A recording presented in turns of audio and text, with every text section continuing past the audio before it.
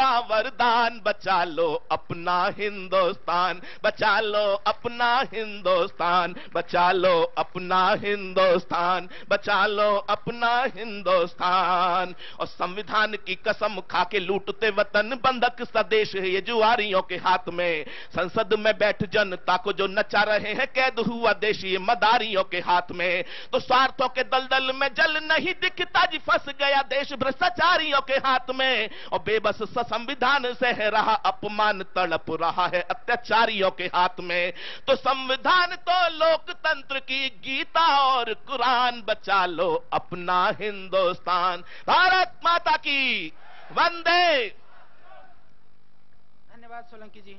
हमारे बीच में बहुत सारे संस्थाएं हैं और जिन्होंने राष्ट्र को आगे बढ़ाने में अपना महत्वपूर्ण योगदान दिया है।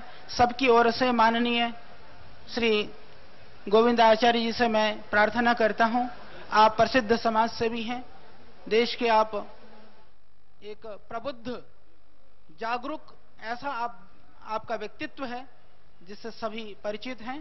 तो कुछ पलों के लिए मैं आपको आमंत्रित करता हूं।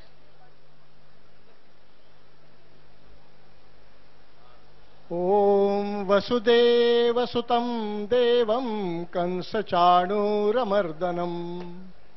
देवकी परमानंदम कृष्णं वंदे जगद्गुरुम। पूज्य योग ऋषि स्वामी रामदेव जी महाराज मंच पर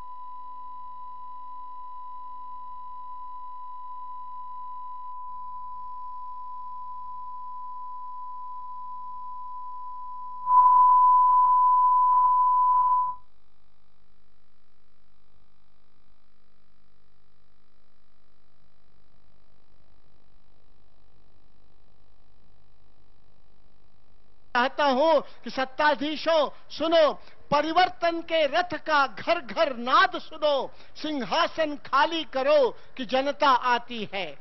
आज बाबा रामदेव जी के नेतृत्व में जो देश भर में अलग जग रही है, कुछ महीनों में यह स्थिति पैदा की जा सकती है कि सरकार इसका समाधान न करे तो सरकार चलने लायक ही बच न जाए।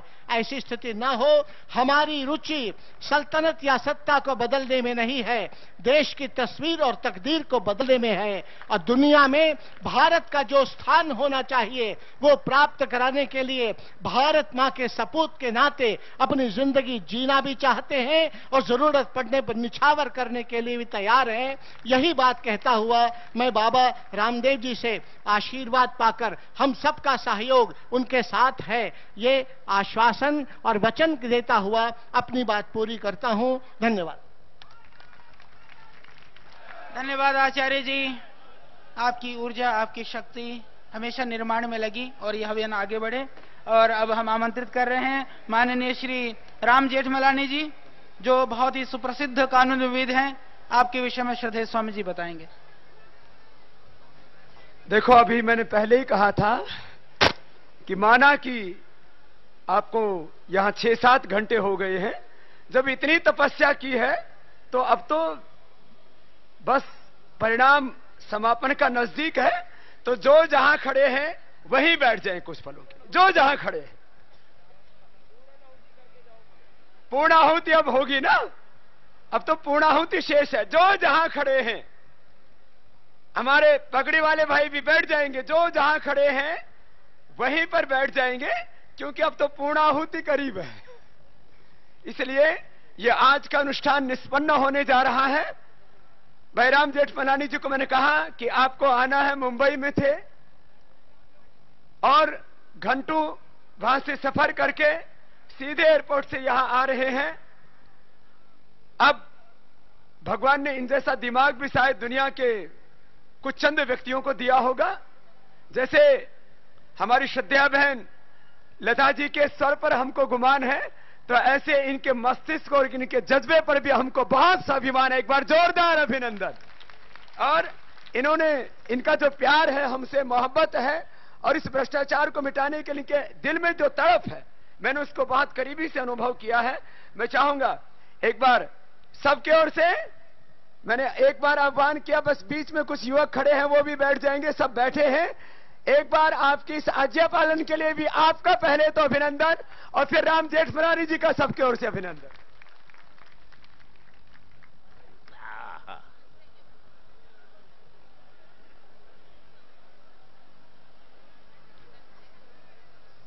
मेरे हिंदुस्तान के भाइयों, बहनों और नौजवानों,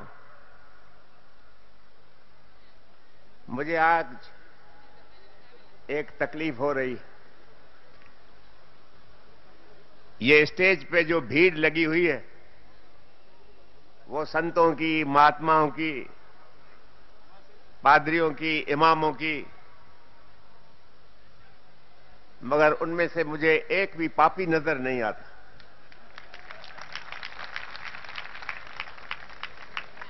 डेमोक्रेसी है, लोकशाही है, पापियों की भी कुछ रिप्रेजेंटेशन स्टेज पे होना चाहिए।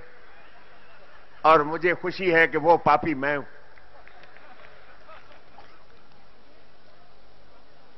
मुझे कोई तजुर्बा नहीं इतने संतों के बीच में भाषण करने का।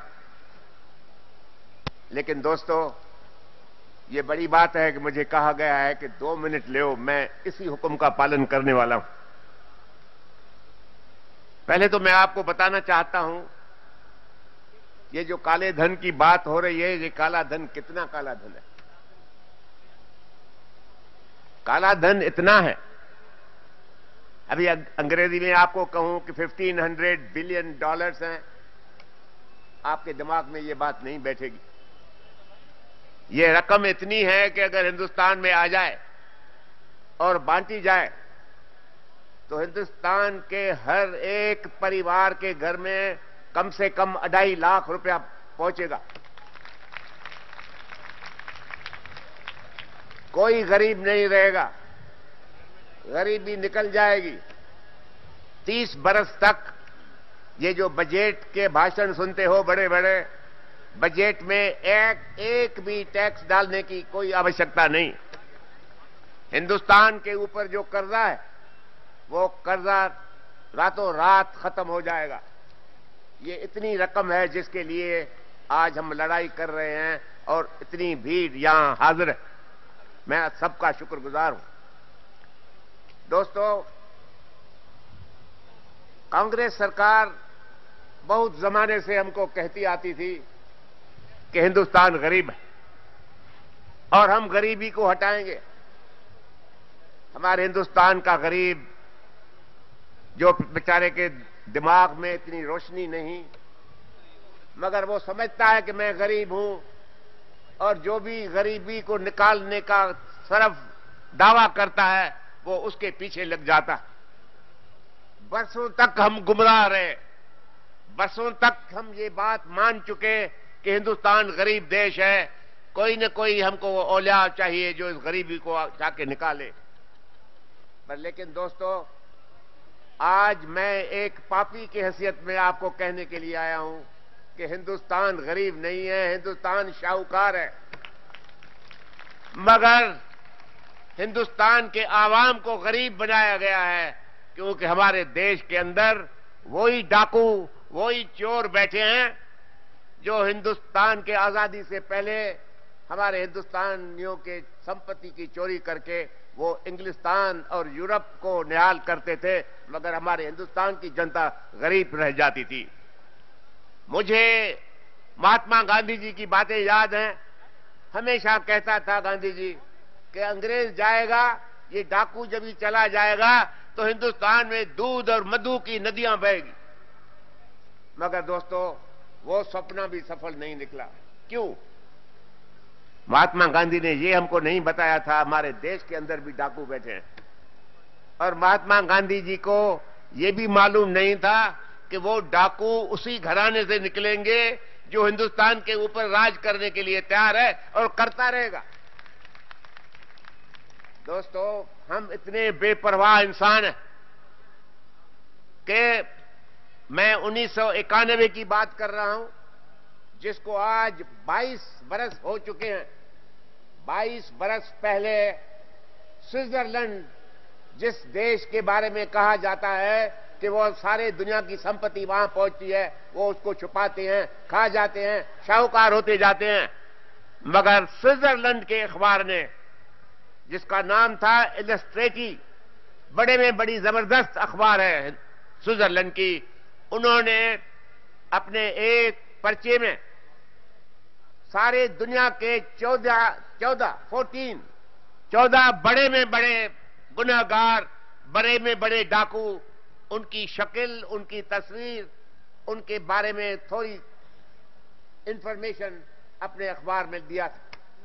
उन 14 गुंडों और बदमाशों के बीच में एक हिंदुस्तानी भी था, मगर नसीब की बात यह है कि उन 14 में सिर्फ एक हिंदुस्तानी था। वो एक हिंदुस्तानी कौन था? वो एक हिंदुस्तानी जिसका नाम उस अखबार में लिखा गया, 1991 की बात कर रहा हूं, वो था हमारे देश का प्रधानमंत्री राजीव गांधी। उसकी फोटो, उसके फोटो के बाजू में कि इस आदमी के 2.2 बिलियन, बिलियन की माना समझते हो? बिलियन की माना 1000 मिलियंस। अब मिलियन मीन्स 10 लाख, 1000 10 करके इतने $1 मिलियन उनके शक्ल, उनके तस्वीर के बाजू में लिखे गए कि इंसान, इस राजीव गांधी के इतने पैसे स्विट्जरलैंड के बैंकों में जमा है। और उसके बाद 1994 की बात करता हूं, रशिया में एक किताब छपा गया जिसका नाम है state with in a state. Russia के केजीबी जो पुलिस फोर्स था, सीक्रेट पुलिस फोर्स, गुनहगारों का पुलिस फोर्स था, उनकी तारीख छपी गई। उसमें लिखा गया है कि राहुल गांधी को हमारे केजीबी से हर साल अच्छी तरह से पैसा मिल रहा है और राहुल गांधी हमारी शुक्रगुजारी करता रहता है और बोलता है कि जो पैसा मैं रशिया से लेता हूं वो हिंदुस्तान की जनता के सेवा में लगाता हूं। दोस्तों, 1991 स्विट्जरलैंड, 1994 के अंदर रशिया की अखबारें और किताब नवीस, मगर हिंदुस्तान के प्रेस ने हिंदुस्तान के जनता को यह बात कभी नहीं बताई, छुपाई गई। क्यों? कि भ्रष्टाचार हमारे प्रेस को भी खराब कर चुका है। प्रेस का फर्ज है कि जब भी हिंदुस्तान के अवाम के खिलाफ कोई भी जुर्म हो, उनके संपत्ति पे कोई भी डाका लगे तो उसकी खबर उस रकम के मालिकों के सामने पैदा करो, उसके सामने